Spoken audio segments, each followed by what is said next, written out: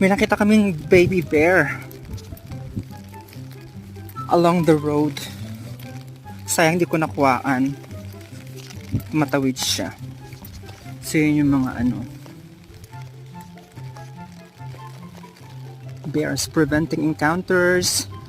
Bear encounter. Ayan. Lumalakas yung ulan.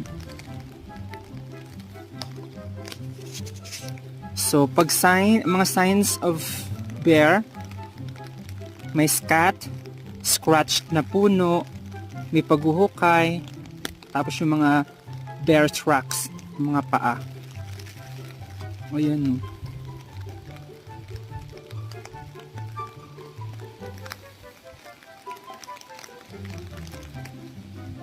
The bear may woof, growl, and snap its jaws and slap the ground. It make